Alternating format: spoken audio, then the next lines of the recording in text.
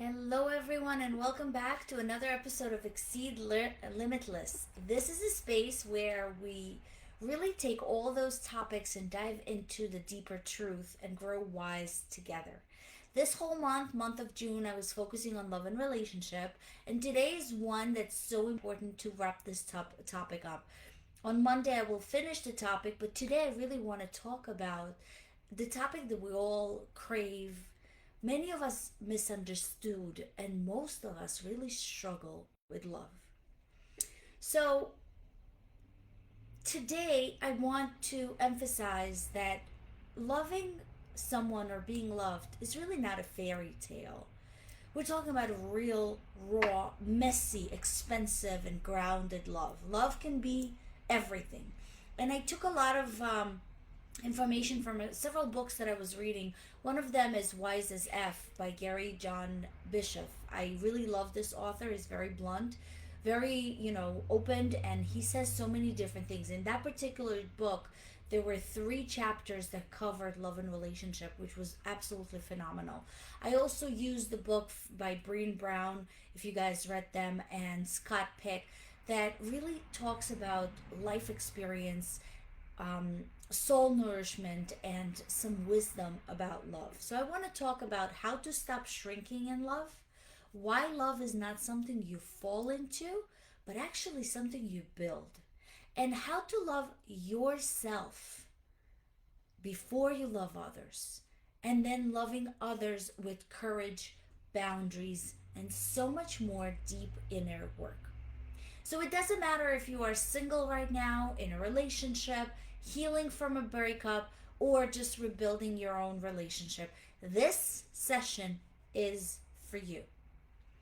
So let's be real. Most of us grew up thinking love was supposed to feel perfect. That once you found the one, everything would align like magic. No more pain, no more loneliness, just eternal happiness. Now that's a lie. Gary John Bishop drops the truth very bluntly in his book. Love isn't the answer to your problems. You are. Now let this sink in for a second. Love doesn't complete you. It shouldn't be there to rescue you. If you are not whole walking into a relationship, love wouldn't fix you on the way out of it. We enter love looking to be saved, to be healed, to be chosen, but that's a trap. Mature love actually starts when you say, I am responsible for my own happiness, and I choose to love not to be completed, but to be connected. Let's stop chasing fantasy and start choosing reality with wisdom. You are not broken when it comes to love. You're just being taught all the wrong things about it. We are taught that love is something we fall into, that happens to us. But again, Gary flips it and says, love is a responsibility. It's a commitment. It's a conscious choice to grow and nurture something beyond yourself. That's huge.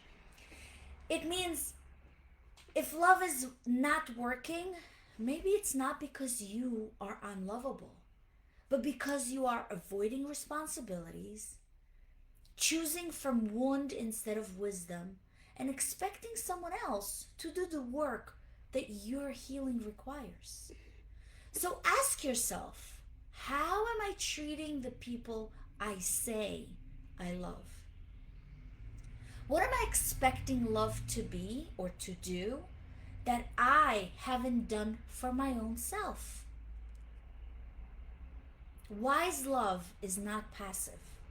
It's something you practice daily.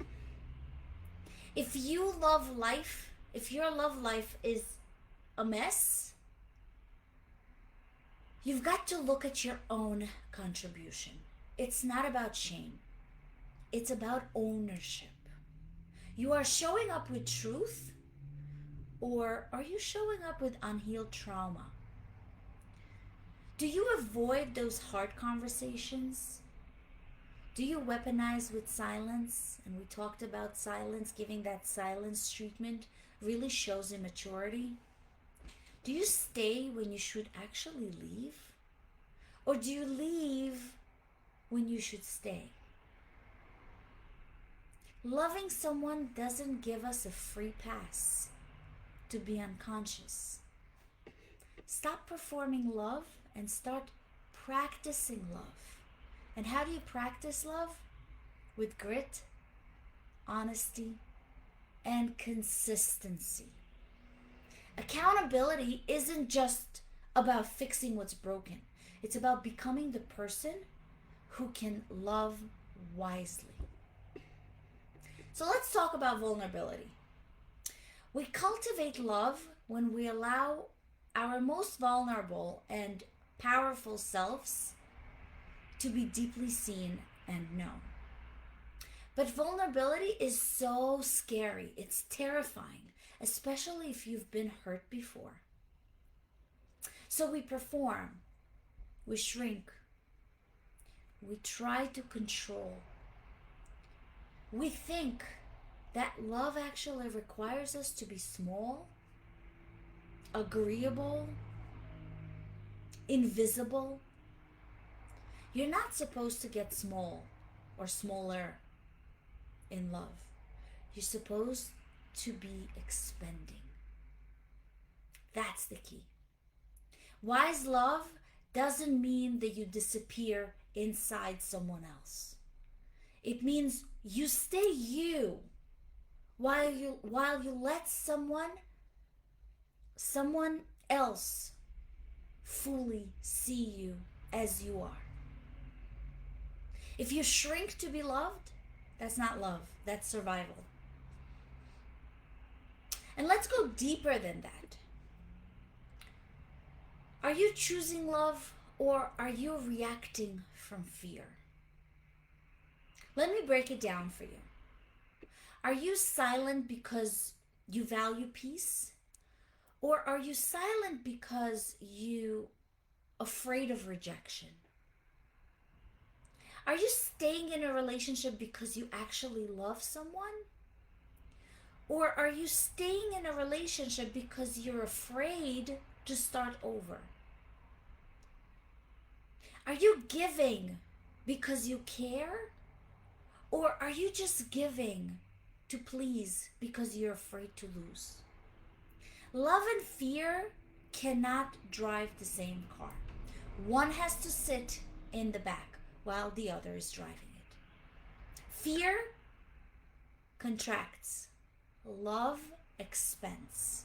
And if your love life is making you smaller, making you tighter, anxious, afraid, maybe it's not love.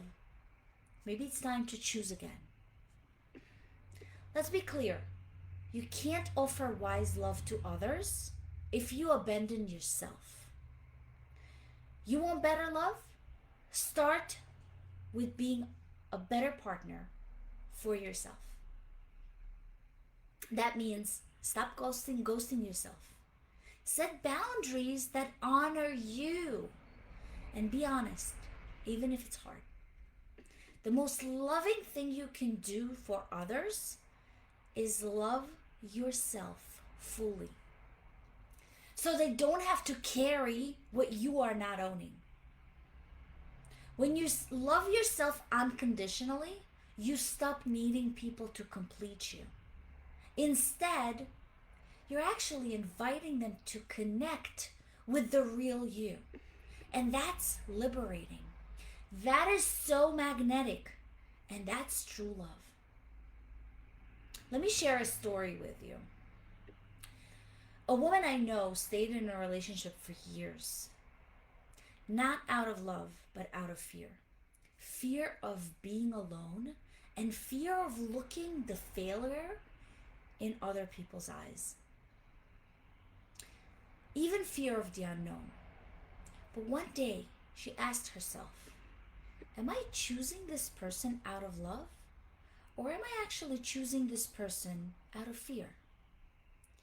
That question actually cracked everything open. She left, she healed, and eventually she found love again. A real love, not a rescue mission. A partner built on truth. Because love that lasts is earned, not owned. Love that lasts is grounded, not grasping. And love that lasts is intentional, not impulsive. One of my favorite truths from Gary's book is love is a mirror. It shows you everything about yourself, especially when you still need to heal. If you've ever been in love, you know. Love reveals all of your insecurities, all of your fears, and even your triggers. But instead of running from that mirror, lean it. Because that mirror isn't an attack. It's an invitation to grow. Now sit down when you get a chance and just reflect. Journal. Am I choosing love or am I reacting from fear?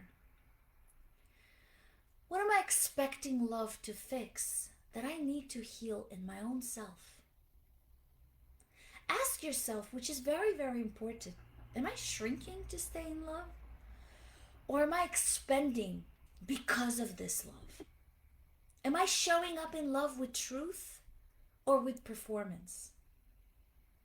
And where do I need to love myself? Answer honestly.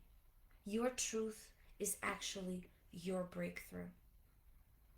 Take these 3 quotes. Love is the will to expand oneself for the purpose of nourishing one's own or another's spiritual growth. You're not supposed to disappear in love. You're supposed to become more of who you are. Owning our story and loving ourselves through that process is the bravest thing that we will ever do. Love is an action. It's never a simple feeling. And I want to challenge you this week to practice love wisely. Not perfectly, not passively, but wisely and intentionally. Speak a truth that you've been avoiding. Apologize without defensiveness. Set boundaries that honor both love and your self-respect. Choose connection over fear. And above all, love yourself like it's your job. Because when you do, the love you give becomes so powerful.